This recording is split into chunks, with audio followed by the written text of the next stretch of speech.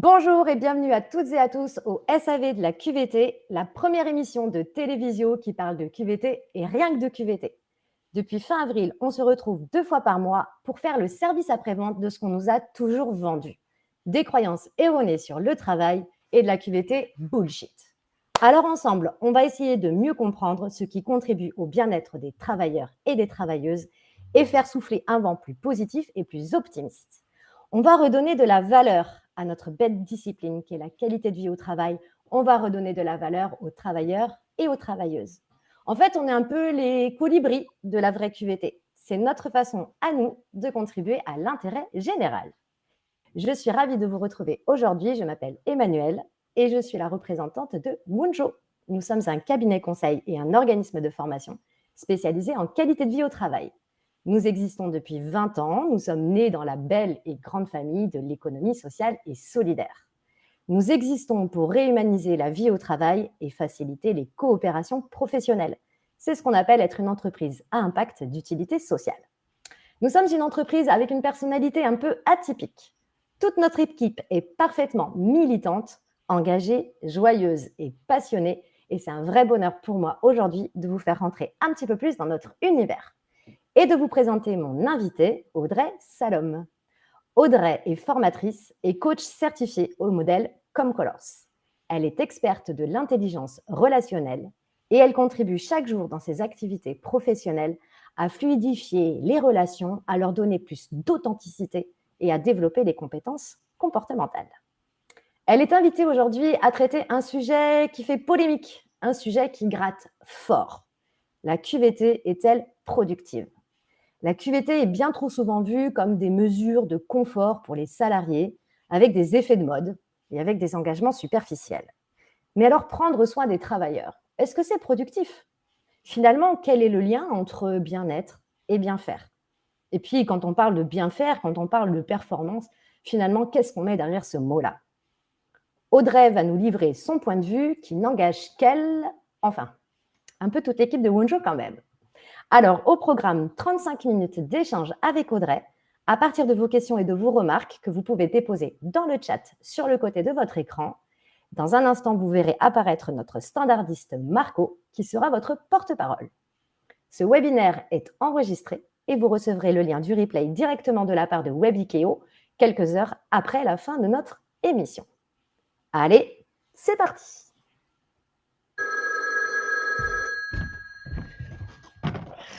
Service après-vente à QVT, bonjour. Oui, oui. Ah oui, ah oui, performance, bien-être. Ouais. Ah oui, là, c'est, on dirait un peu David contre Goliath. Hein. La Belle et la Bête. Ouais. Laurel et Hardy, Titi et Gros Minet, Wallis et Futuna. Hein. D'accord, j'arrête. Oui, d'accord. Oui. Mais en fait, de quoi parle-t-on? De quoi parle-t-on? En fait, écoutez, ça tombe très très bien parce que j'ai Audrey avec moi. Elle va répondre à cette question.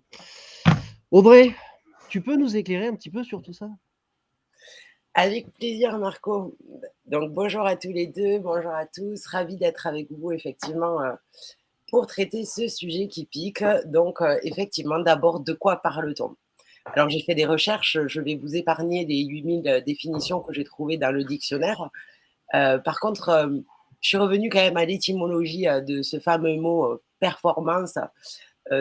Qui viennent de parformer dans l'ancien français au 8e siècle. Et donc là, à l'époque, c'était accomplir, exécuter, concrétiser. OK. Et puis, effectivement, beaucoup plus tard, au 13e siècle, on a ajouté tout performe. Donc là, ça vient de l'anglais. Et on a commencé, quand on regarde aujourd'hui, performance, il y a vraiment cette notion de réussite, d'exploit. Donc forcément de subjectivité. Alors c'est vrai que quand on parle performance de l'entreprise, il y a quelque chose qui est dit ou pas dit nous ramène à la performance économique. Et la performance économique pure en tant que telle, je suis d'accord que ça s'oppose au bien-être. Puisque effectivement la performance, si je veux atteindre le maximum, tiens, je vais prendre l'exemple très concret de la randonnée parce que c'est quelque chose qui me parle. Si je veux faire le maximum de pas et de distance possible, je fonce jusqu'à que je sois épuisé, je bois pas, je mange pas, je dors pas Et il y a des chances que dans le temps imparti, j'ai été le plus performant possible. Par contre, si effectivement mon objectif s'étale sur la durée, que j'ai un point d'arrivée, peut-être que ça vaut le coup que je prenne un peu de temps pour regarder une carte et on ne va pas le regarder de la même façon. Et aujourd'hui, on va quand même débattre un petit peu, mais finalement, si on regarde la performance globale, le sujet par exemple qui est traité au CJD avec le Centre des jeunes dirigeants, donc avec les entrepreneurs, on va y intégrer d'autres choses. On va y intégrer la performance environnementale, sociale, sociétale et la qualité de vie et le bien-être, du coup, va faire partie intégrante de cette performance. Et pour moi, la différence entre la performance économique pure et la performance globale, c'est la pérennité. En fait, c'est très, très lié au développement durable. Exactement. Okay. Et finalement, le bien-être, c'est notre... Alors, bien-être, on peut définir aussi avec bien-être. On est dans l'état de ressenti obligatoirement. Donc là aussi, est-ce que je suis au clair avec ce que c'est? Et finalement, derrière le bien-être, est-ce que quand je me sens bien, il n'y a pas une notion de moi à moi, de me sentir efficace et de me faire sentir performant? En fait, souvent, on mélange bien-être et performance quand on a enfin compris que si on veut être performant, ou alors on va dire efficace, parce que dans le langage courant, c'est beaucoup plus acceptable, que si je veux être efficace, et tout de moi a envie d'être efficace, eh bien, si je me sens bien, je vais avoir beaucoup plus de chances de m'offrir à moi-même les moyens d'être efficace. Et ce qui va être valable à l'échelle individuelle, finalement, va être valable à l'échelle de l'équipe, donc du grand collectif, donc de l'entreprise. C'est comme s'il y avait une sorte de cercle vertueux, finalement, entre les deux. Exactement. Exactement. Et ce qui paraît finalement évident quand on regarde ça, c'est déjà, est-ce que je connais les propres conditions, en fait, de ma performance et de mon bien-être? Est-ce que je sais, en fait, est-ce que je connais nos besoins? Et Dieu sait qu'avec ce qu'on expérimente aujourd'hui, effectivement, moi, le cœur de mon métier, c'est la relation qui est un pilier très fort, en fait, dans la QVCT. Et du coup, quand on regarde ça, ben, quid de l'énergie qu'on met. Il y a quelque chose qui me tient à cœur, en fait, de partager. C'est un intervenant voilà, au quotidien dans les entreprises, c'est ce décalage, en fait, qu'il y a entre l'attention mise à la performance opérationnelle, dire à qui ça vient à l'idée dans une entreprise d'embaucher quelqu'un sans lui donner une fiche de poste, sans, je ne sais pas, j'utilise une machine, ben on va m'expliquer comment ça marche. Enfin, il y a tout un process lié à atteindre, en fait, les objectifs opérationnels. Et finalement, quid, on sait que ça passe forcément, en fait, par l'humain. Et en plus, on vit dans une complexité de plus en plus grande. Donc, il y a forcément des interactions permanentes pour soutenir la performance opérationnelle. À quel moment, en fait, est-ce que je suis conscient donc de mes besoins? Et en tant que manager, en tant que chef d'entreprise, à quel moment j'alloue ce temps pour regarder, en fait, alors, c'est quoi, toi, qui te motive? Dans quel environnement tu te sens bien? Comment tu fonctionnes? C'est quoi tes leviers de reconnaissance? Moi, je vais te donner des exemples très concrets. Moi, je vais te donner encore de la semaine dernière. Je vais te donner une prime de 300 € chaque fois que je peux. Ouais, c'est super. Moi, ce dont j'aurais besoin, en fait, c'est d'avoir des moments d'échange avec toi, mon manager ou mon employeur. En fait, tu viens directement percuter le cœur du sujet, qui est à la fois cette dimension systémique, organisationnelle, situationnelle, tout ce qui fait tout notre environnement, en fait, de travail qui permet de rendre le travail faisable, le côté très, très opérationnel. Et le deuxième prérequis d'une efficacité qui serait plutôt que le travail soit motivant, plutôt cette dimension humaine, et là, pour le coup, qui est hyper subjective. Donc, si on dézoome un peu pour repositionner ta prise de parole, en fait, ce qu'on est en train de dire, c'est que la performance économique de l'entreprise, elle n'est possible que si les travailleurs sont performants, c'est-à-dire efficaces. Et pour qu'ils le soient, il faut que le travail soit faisable, Donc ça, c'est vraiment le côté très opérationnel. Est-ce qu'on donne les moyens nécessaires et suffisants pour éviter qu'il y ait une qualité de travail empêchée, par exemple? Est-ce qu'on a une bonne organisation? Est-ce que le travail qui est prescrit auprès des collaborateurs et des collaboratrices, il est réaliste? C'est-à-dire, est-ce qu'en termes d'intensité, est-ce qu'en termes de niveau d'atteinte, est-ce qu'en termes de sentiment de compétence, on y est?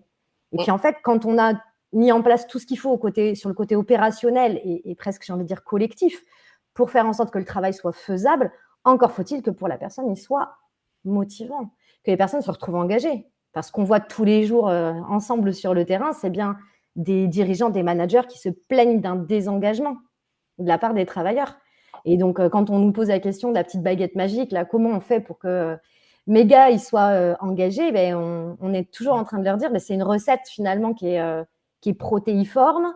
Ma recette n'est pas ta recette. On a toutes et tous des niveaux d'attention et de sensibilité qui sont très différents. Et la relation fait partie de ces aspects très, très subjectifs parce qu'on ne vit pas les relations toutes et tous de la même manière. Et on va quand même rappeler qu'un travail motivant, on va beaucoup focuser aujourd'hui sur la partie relation. Mais un travail motivant, c'est un travail qui, déjà d'un point de vue matériel, un salaire décent, un temps de travail qui est adapté, un espace de travail qui convient, qui est confortable, puis avoir un contenu de travail qui est intéressant. Voilà, comment est-ce qu'on peut se sentir bien au travail si on n'a pas un contenu de travail intéressant aujourd'hui et puis demain, sans doute dans les perspectives? Est-ce qu'on met du sens dans le travail? Est-ce que c'est un sens qui nous est imposé? Est-ce que c'est un sens qu'on vient chercher en nous? Et puis voilà, est-ce qu'on vit des relations humaines de qualité? Et est-ce qu'on me donne les moyens, effectivement, parce que ce que je vois de l'autre côté, donc toi, tu viens de donner le point de vue, effectivement, du dirigeant et du point de vue des collaborateurs. De l'autre côté, en fait, j'entends des collaborateurs qui ont à cœur vraiment, en fait, qui sont abîmés, en fait, par le fait de ne pas pouvoir, justement, faire bouger les lignes dans leur entreprise aussi, en fait. Et derrière, des fois, voilà, des contestations, des remises en question. Un autre exemple, là, un salarié qui a été sommé, en fait, de ne pas critiquer son entreprise. Donc fort, hein, N+1, N+2, ok. Sauf que derrière, sa réponse, ça a été de dire donc il faut que j'accepte ce qui ne va pas. Parce que la critique, ce n'est pas de la critique pour la critique. C'est d'identifier ce qui ne fonctionne pas pour changer les choses. Et à partir du moment où j'ai ce pouvoir-là aussi et où je suis écoutée, je vais pouvoir aller vers. Alors que sinon, je vais même lutter contre, en fait, à un moment. C'est ça. Et donc, créer du désengagement. Là, tu touches au sujet de la liberté d'expression, de notre capacité au sein d'un collectif de travail d'oser dire les choses qui vont bien, parce que ça fait du bien quand même aussi, de se partager tout ce qui est OK. Et puis de dire aussi ce qui ne va pas, d'oser dire ce qui ne va pas et d'avoir la confiance dans le fait que ça va être accueilli et entendu par mon collègue, par mon manager, pour qu'on fabrique ensemble un futur plus désirable et une expérience de vie au travail qui soit plus positive. Tout à fait. Et la qualité de la relation, elle tient beaucoup à notre capacité à nous sentir en confiance les uns avec les autres. Tout à fait. Et dans les croyances, que ça soit la performance, où on a une croyance très focus performance économique, en sachant que voilà, on sait très bien que seul ça suffit pas. Et il y a aussi du coup cette croyance patron-employeur, employé, en fait, où on n'a pas les mêmes objectifs, alors que quelque part, bien sûr que si on prend un peu de recul, l'objectif il est le même.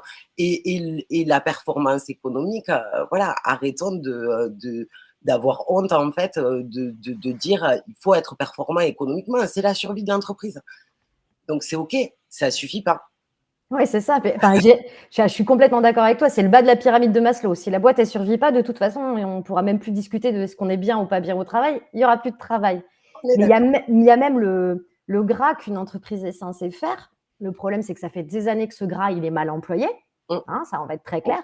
Mais s'il n'y a pas de gras, on ne peut pas non plus investir dans des dispositifs permettant aux travailleurs et aux travailleuses de se sentir bien ou de se sentir mieux au travail. Donc finalement, si ma boîte, elle est super rentable, yes, génial, on va peut-être pouvoir passer à la semaine des 4 jours, je vais pouvoir avoir un nouvel ordinateur, je vais peut-être avoir une prime, on va peut-être embaucher une nouvelle personne qui permettra de limiter ma surcharge de travail parce qu'on était un peu en mode dégradé. Enfin, en fait, C'est comme si en ce moment, il y avait une forme de réconciliation qui devait opérer et qui opère avec la valeur de l'argent et avec sa destination finalement dans l'entreprise. Exactement. Puis comme tu le dis, un travailleur, il n'a pas du tout envie de ne pas être performant en fait. Moi, Ouais. je dis souvent ça, tu sais, aux instances représentatives du personnel. Je dis, les gars, le mot performance, il vous fait peur. Mais alors, remplacez-le par efficace. Est-ce que vous connaissez une seule personne qui, quand elle rentre chez elle le soir, dit à sa femme, yes, chérie, ce soir, c'était trop bien. Aujourd'hui, c'était trop bien. J'ai réussi à pas être efficace. Et tout le monde a envie d'être fier de soi. Tout le monde a envie d'être efficace et performant. Et si on regarde en plus, c'est même pas que dans le travail, parce que même une journée où il n'y a rien à faire, ou la fameuse rando, où on se fixe nos propres objectifs de nous à nous. Et en fonction d'eux, par contre, effectivement, ils peuvent être extrêmement différents. Oui. Et c'est le sujet aussi dans l'entreprise. Et je peux me faire, par exemple, retoquer par mon manager parce que j'ai passé trop de temps et que j'ai mis trop de détails et que j'ai fait de la surqualité.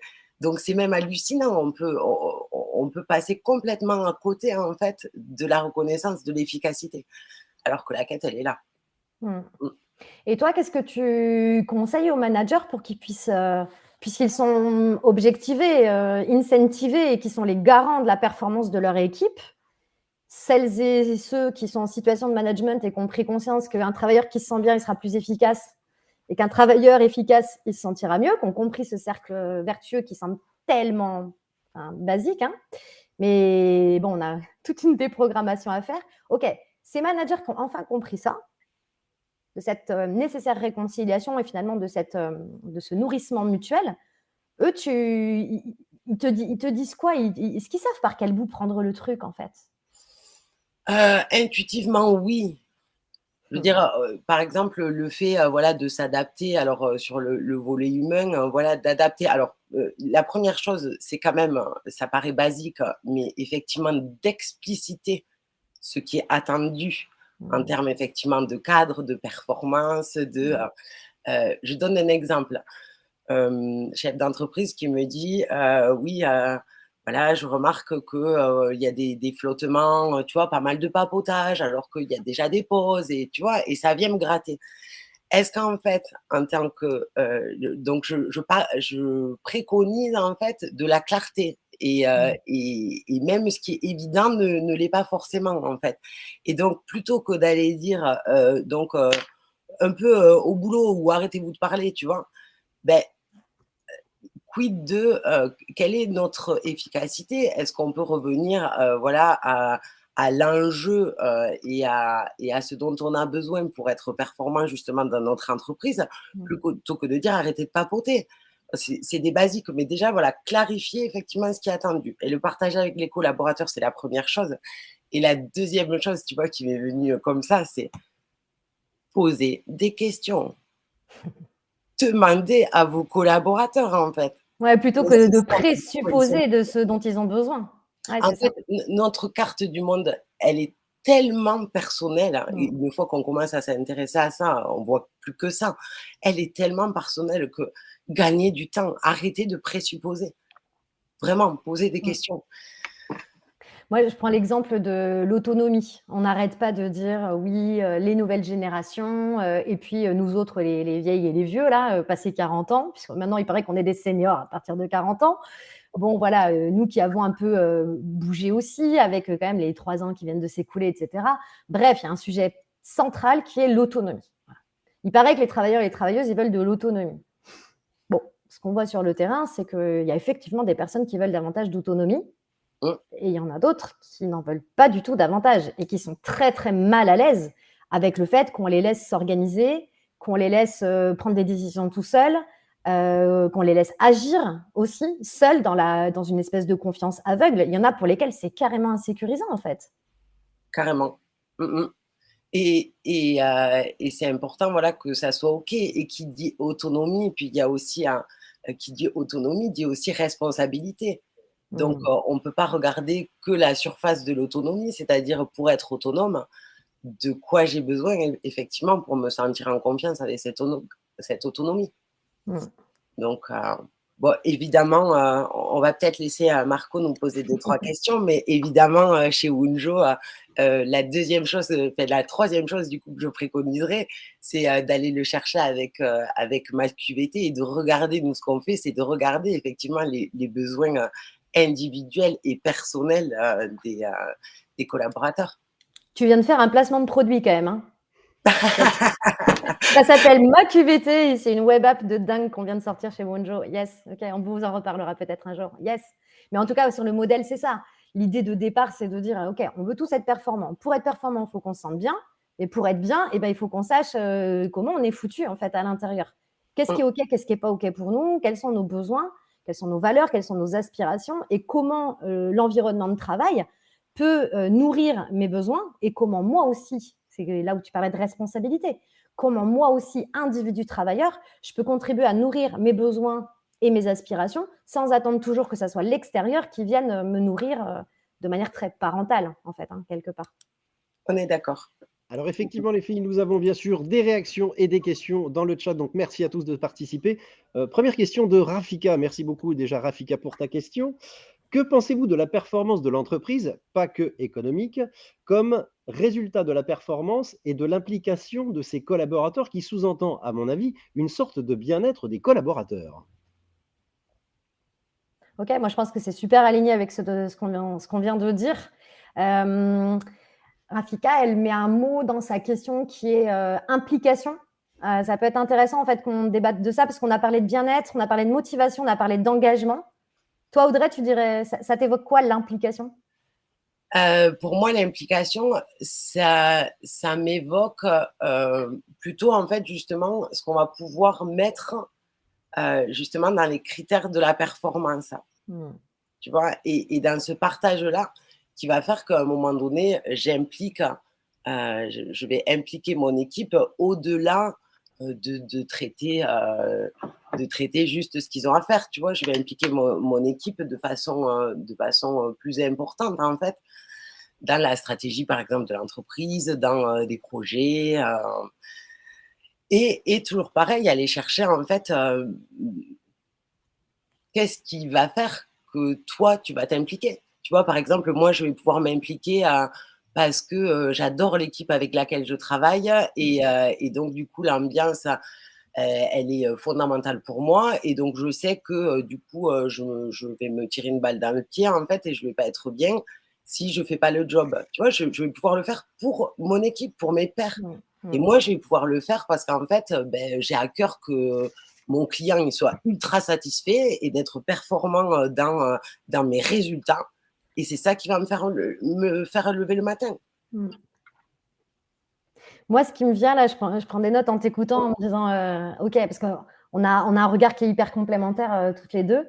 Moi, ce qui me vient quand on parle d'implication, c'est quand je suis impliquée, le IM, il veut dire que je suis à l'intérieur. C'est-à-dire qu'il y a tout qui je suis qui est à l'intérieur de la tâche que je suis en train de réaliser et donc de la mission aussi, dans laquelle je contribue par mon travail.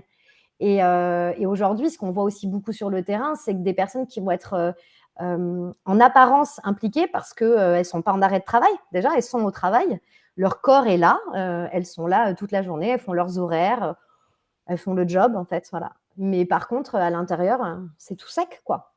Il n'y a plus l'implication, il y a l'implication concrète, objective quelque part, mais il n'y a pas l'implication affective, émotionnelle.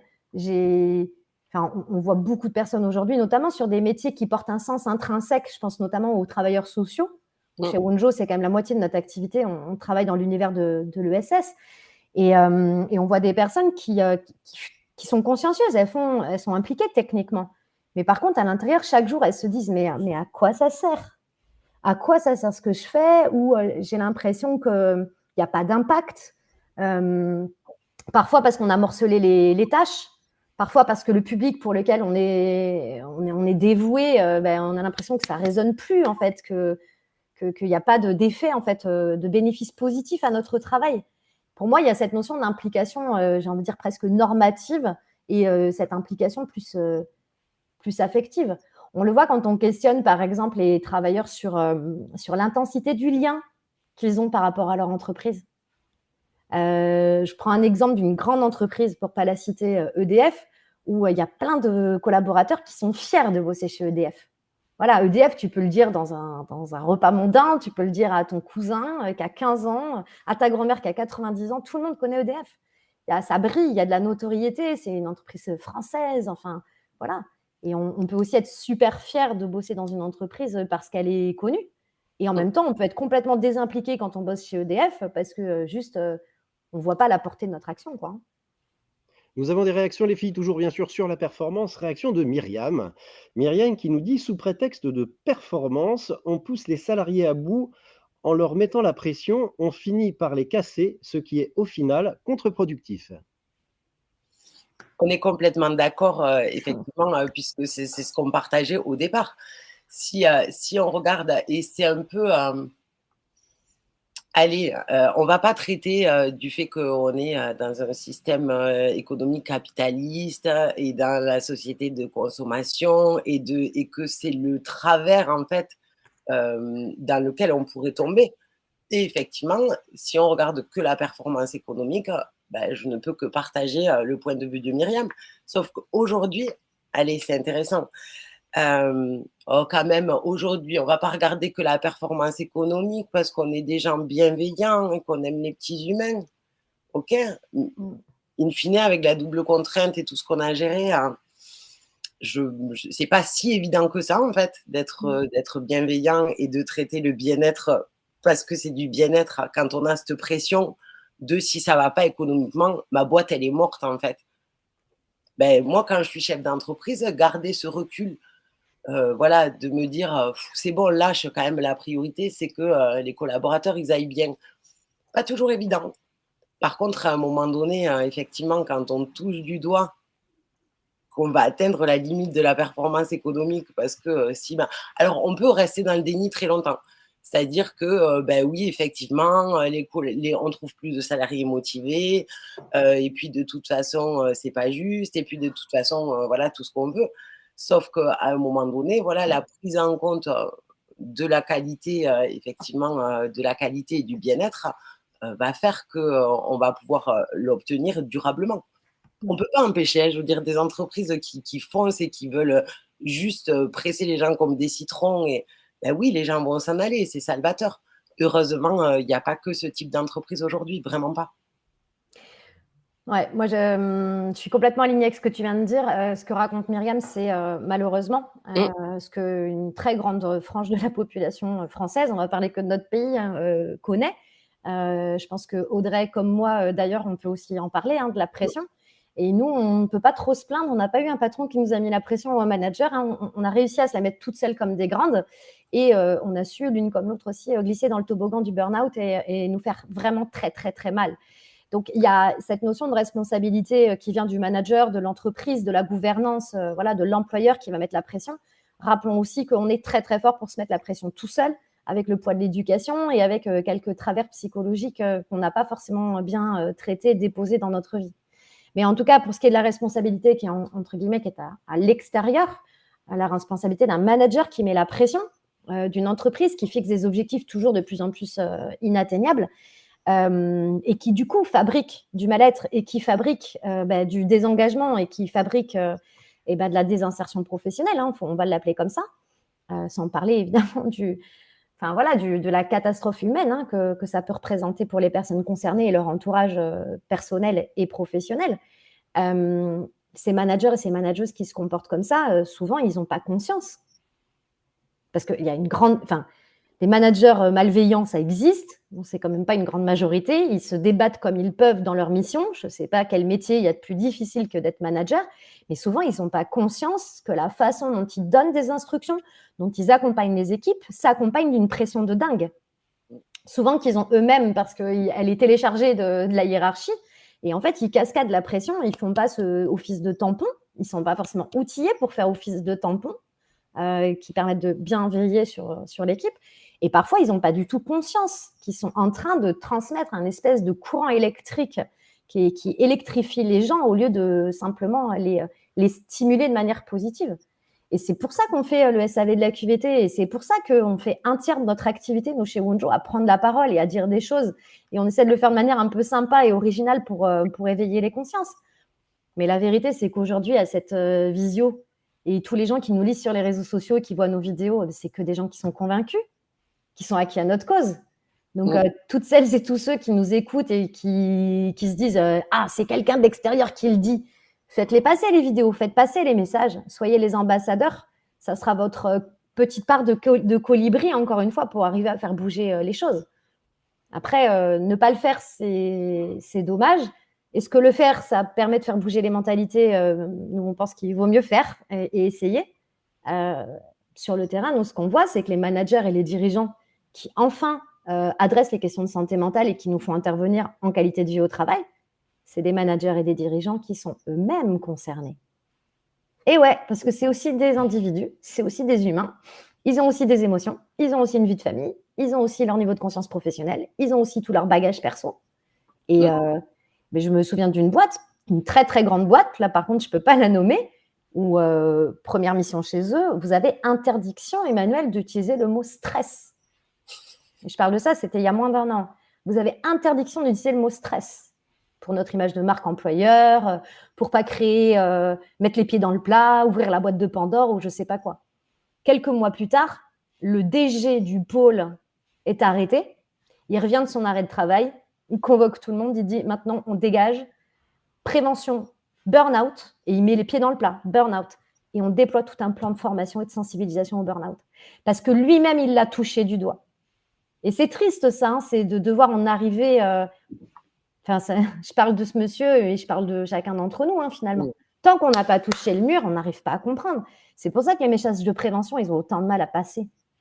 Tant qu'il n'y a pas eu d'accident, on ne met pas un rond-point ou un dodane. Enfin, c'est humain, quoi. C'est chiant. Hein. C'est humain. Ça fonctionne comme ça. Donc, à un moment donné, voilà, acceptons-le. Question de Sandrine, il y a 4 minutes. Alors, comment peut-on faire changer cet état pour d'une personne qui souhaite toujours s'investir? Comment peut-on faire changer cet état pour une personne qui souhaite toujours s'investir?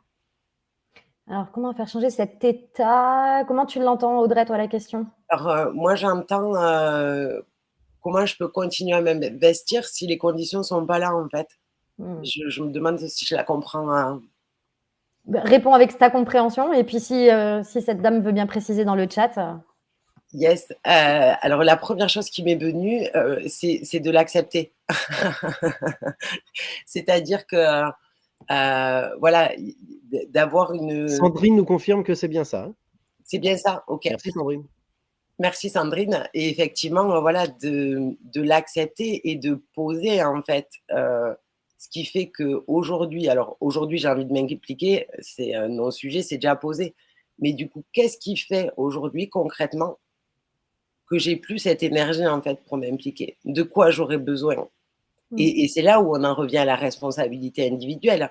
C'est-à-dire que si je ne m'implique plus, je sais très bien pourquoi je ne m'implique plus. Donc, à un moment donné, avoir le courage, en fait, de poser ces choses-là et de pouvoir les mettre dans le champ, en fait, les partager. Enfin, pour moi, c'est le b.a.-ba. Alors, quid effectivement de les conditions? Est-ce que c'est faisable ou pas? Est-ce que je sais qu'il y a plein de choses derrière, mais pour moi, c'est juste le premier pas ne peut être que là, en fait. De reconnaître ce qui ne me va pas, de le clarifier de moi en moi et de pouvoir l'expliciter pour faire changer les choses. Emmanuel, tu veux compléter? Moi, en fait, pardon, je ne vais pas répondre à la question de notre auditrice. Je vais avoir un point de vue patron, même si moi, je suis patron, mais je suis hyper protectionniste des travailleurs, mais je pense aux patrons qui ont besoin d'entendre ce genre de choses. Du coup, c'est un peu, pardon, c'est pas à vous que je réponds, c'est potentiellement à votre patron.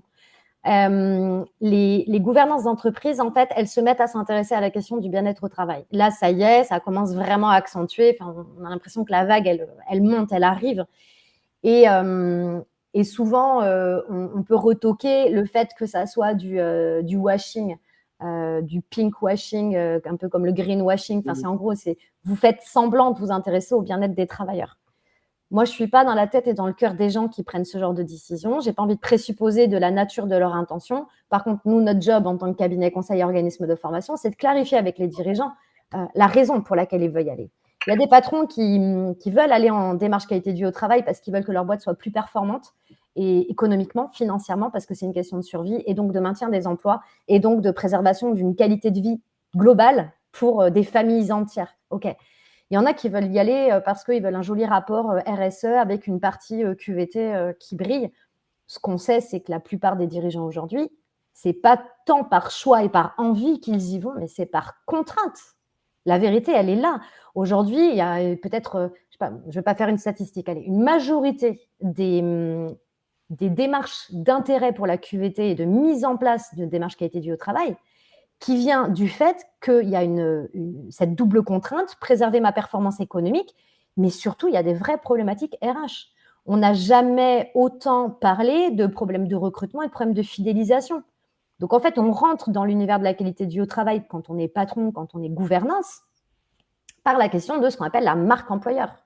C'est-à-dire que je constate que finalement, par l'expérience que je fais vivre aux travailleurs chez moi, en fait, la seule chose que je réussis à faire, c'est à les dégoûter du travail. Alors, du travail qu'ils font, de l'équipe, de mon entreprise, et même plus grave, les dégoûter du travail en général, de ce qu'on a pu appeler la valeur travail. Bon, même si le travail, ce n'est pas une valeur, mais voilà, on arrive à déconnecter les gens du sens même profond de ce que c'est que d'avoir une activité professionnelle. Et donc, les entreprises constatant que les gens font une expérience non épanouissante du travail, ça crée des désengagements, des pertes d'efficacité, de productivité, des pertes de créativité, des pertes d'enthousiasme qui donnent envie d'œuvrer ensemble. Et ça va aller jusqu'à de la désinsertion professionnelle, des arrêts de travail et des départs définitifs. Et évidemment, tous ces gens qui sont dégoûtés du travail, après, ils n'ont aucune envie d'être recrutés. Et donc, les employeurs, ils se retrouvent à pénaliser parce qu'ils veulent embaucher des personnes qui n'y croient plus, en fait. Il y a un énorme sujet de fond. Donc, les travailleurs, ils ont une vraie exigence de bien-être au travail. On entre dans la QVT par le prisme de la marque employeur parce qu'on veut rendre notre entreprise attractive sur le marché de l'emploi en matière de recrutement et on veut que notre entreprise, elle reste attractive et qu'elle prenne soin de l'expérience collaborateur pour fidéliser nos salariés. On y va avec cette intention RH parce que maintenant, on est au pied du mur. On voit aujourd'hui, nous, c'est plus de la moitié de nos clients qui n'arrivent pas à atteindre leurs objectifs de performance parce qu'ils n'ont pas les effectifs nécessaires et suffisants pour le faire. Et est-ce que c'est de leur faute à eux parce qu'ils cassent de l'humain ou est-ce que c'est de la faute d'autres entreprises qui ont cassé de l'humain et eux, en fait, ils en payent les bénéfices collatéraux? Je mélange deux idées, vous avez compris? Voilà, donc c'est tout un mouvement de société qui doit opérer avec des prises de conscience parce qu'on est tous interdépendants et toutes les entreprises, les collectivités locales, les associations, tous les employeurs sont interdépendants. Donc, comment changer cet état? Et pour moi, il faudrait changer l'État, en fait. Il faudrait que l'État, avec un grand E, il investisse. On en a entendu parler il y a quelques jours. Voilà, notre président qui veut qu'il y ait une forme de nouveau pacte lié au travail. Qu'est-ce qu'il met derrière, etc. On ne va pas faire de la politique aujourd'hui. Mais en tout cas, des prises de conscience individuelles sur le fait que je ne fonctionne pas de la même manière que tout le monde, que j'ai aussi ma responsabilité de me prendre en main et en même temps laisser la juste responsabilité au manager et à l'employeur pour faire en sorte que le travail, ça soit la promesse que tu disais au tout début d'ailleurs, Audrey, c'est s'accomplir. C'est voilà, comment on peut faire pour avoir tous envie de fabriquer des choses ensemble qui servent quelque chose qui est utile au monde, en fait. C'est juste ça, le travail, à la base. Nouvelle intervention de Myriam. Merci beaucoup encore, Myriam. Justement, qui va nous permettre aussi de coupler. Attention, il est 12h53, il nous reste 7 minutes. Intervention de Myriam qui vient coupler justement avec la thématique de notre premier SAV, celui d'il y a 15 jours. Il n'y a plus de tutorat. On demande aux salariés d'être performants dès son entrée sans tuilage et sans vraiment les former. S'emballer un Mars. C'est la première chose qui me vient. Si tous les gens qu'on embauchait étaient efficaces en un claquement de doigts, en fait, ça serait merveilleux, mais ça ne marche pas comme ça. Non, et au-delà de ça, on passerait à côté de bien des choses. Qu'est-ce que tu veux dire par là? Je veux dire par là que même à poste identique, tu vois, même si la personne avec la compétence, tout le supplément en fait qui va être amené par la façon dont elle va le faire elle, ses aptitudes naturelles, sa motivation, tout ce que ça va c'est effectivement changer dans les relations de l'équipe. Enfin, voilà, pour moi, c'est bien plus large que ça, quoi. Ouais, c'est l'idée de dire, on leur demande d'être compétents immédiatement, mais on parle de la compétence technique, en fait. Alors que là, toi, tu es en train de dire et toutes les compétences comportementales.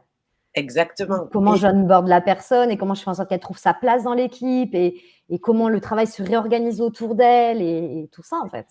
Et au-delà de prêcher pour ma paroisse, parce qu'effectivement, ça me passionne, mais je bouclerai avec ça pour laisser un petit peu de temps, en sachant que les compétences comportementales donc, sont partout, ok, et qu'on n'apprend pas ça à l'école, hein, ni comment marche notre cerveau, ni comment relationner. Alors, c'est vrai, c'est une vérité, on est des êtres sociaux, et sans relation, on meurt. L'expérience a été faite il y a bien longtemps, mais donc bien sûr qu'on relationne. Mais par contre, comment on le fait? On se trimballe aussi cet héritage de déjà, en fait, pas être outillé pour nous, en fait. Et donc, ça vient aussi se glisser, en fait, dans l'entreprise. Et donc, la bonne nouvelle, c'est que même si c'est pas fait pour le bien-être, la plus longue étude qui a été faite sur le bonheur pendant 70 ans sur X générations aux États-Unis par Harvard dans toutes les classes sociales a bien posé que le truc global qui rend les gens heureux, c'est la relation. Ça vaut peut-être le coup de s'y pencher. 12h56, 12h56, il va être l'heure de conclure ce SAV de la QVT numéro 2. Audrey, du coup, s'il y avait 2-3 idées clés, soit en résumé de ce qu'on vient de dire, ou alors quelque chose, je sais pas, une nouvelle idée, une dernière idée que tu avais envie de... Parce que tu aurais tellement de choses à raconter. Est-ce qu'il y a quelque chose que tu veux rajouter ou synthétiser? Vas-y, ce que tu veux. Il y a plein de choses qui me viennent. Faut que tu fasses le tri, sinon le standardiste, il va pas être content. Exactement. Ce que je voudrais aller peut-être ancrer, c'est vraiment partager. Partager, mais vraiment que ça soit en fait justement, c'est quoi pour vous la performance? De l'autre côté, en fait, de quoi vos collaborateurs ont besoin pour eux se sentir performants. Et la deuxième chose, et là, placement de produit, lol, non, la deuxième chose, parce que j'en suis mais profondément convaincue, c'est effectivement outillez-vous, en fait. Outillez-vous. Les compétences comportementales, pour moi, sont des compétences. On n'est pas en train de faire de la fumisterie, ni le développement personnel, il faut que la vie soit merveilleuse. Non. Par contre, relationner demande des compétences. Yes, merci Audrey. Hops, je vais vous présenter juste pour cette petite clôture, vous dire que nous éditons un petit mémo, un support qui reprend les idées clés qu'on a fait passer à l'occasion du SAV. Si vous voulez recevoir ce petit mémo de synthèse ou si vous voulez échanger avec nous, vous pouvez cliquer sur le bouton en haut « Je veux échanger avec Wonjo », c'est un bouton bleu. Vous pouvez également flasher le QR code qui s'affiche à votre écran et évidemment nous contacter via notre site internet. Si le sujet des compétences comportementales vous intéresse et que vous pensez que vous avez à progresser, qu'autour de vous, vos collègues, votre manager, votre boss a besoin de progresser, n'hésitez pas à faire connaître Wonjo. On anime un grand nombre de conférences, de causeries, c'est des formats courts, et de formations. Et notamment, j'avais envie de mettre l'accent sur celles qui sont animées par Audrey, 3 d'entre elles en tout cas, une formation qui permet de mieux se connaître, mieux comprendre comment on est foutu et ce dont on a besoin.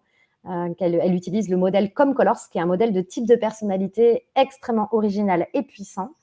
Audrey a le fait de prendre soin de notre motivation pour justement mieux performer.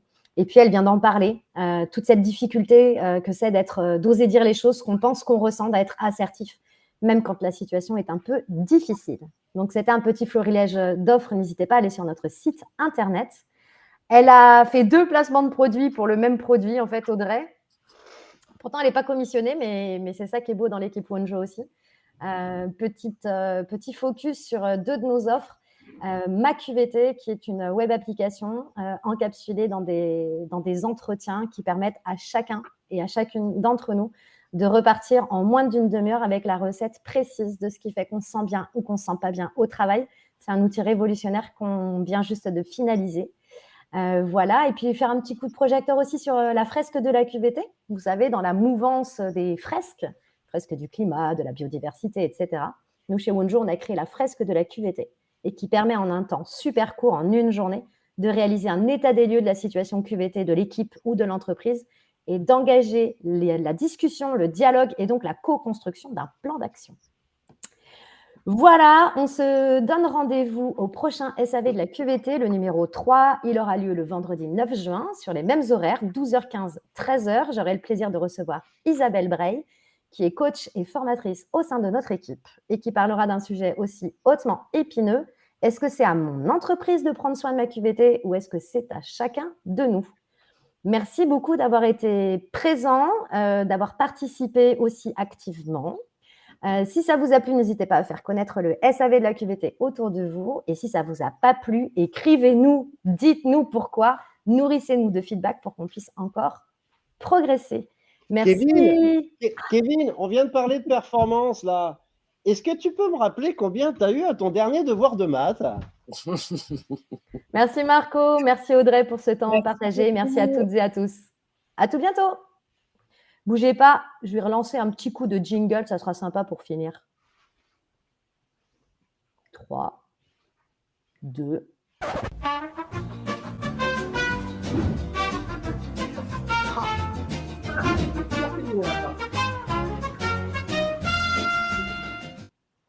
À bientôt. Ah, c'était pas fini.